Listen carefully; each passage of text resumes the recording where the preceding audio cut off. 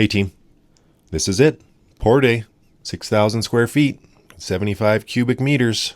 I know, metric and standard measurements confuses the heck out of some of you, but I'm still doing it.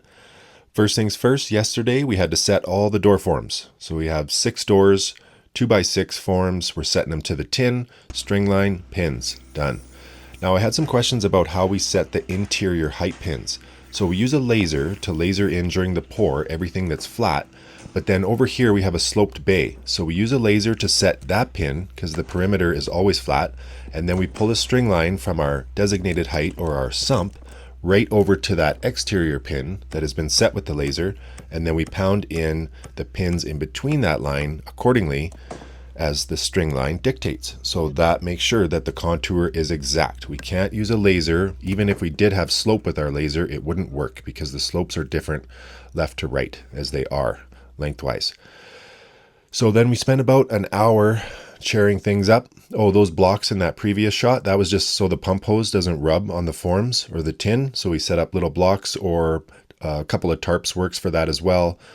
And that hose jumps around when you're pouring. So have some blocks ready for that. And then, yeah, we spent an hour chairing the job. We're chairing that bottom bar there. And this is going to ensure that it doesn't move. If you just lift the rebar, you're just kidding yourself. You have to chair it, always. And a lot of guys say I don't, but I do. So here's a good shot, several shots. That peck's on the ground, another great method so that when I saw cut, there is no risk in cutting the pipes.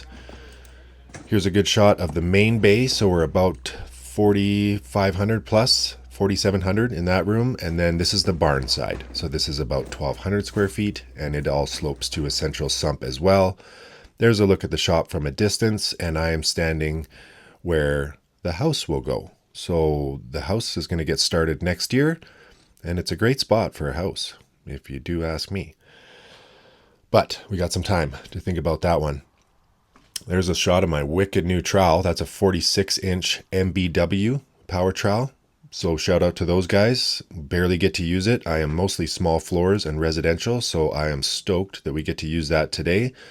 And yeah, every detail is accounted for. We got every tool in the trailer, our finishing aid. We've got 3 36-inch power trowels. We got our 46. We got our 2-foot edge trowel, our Vibe Screed, but we're probably going to pull this by hand. I'll keep you guys posted.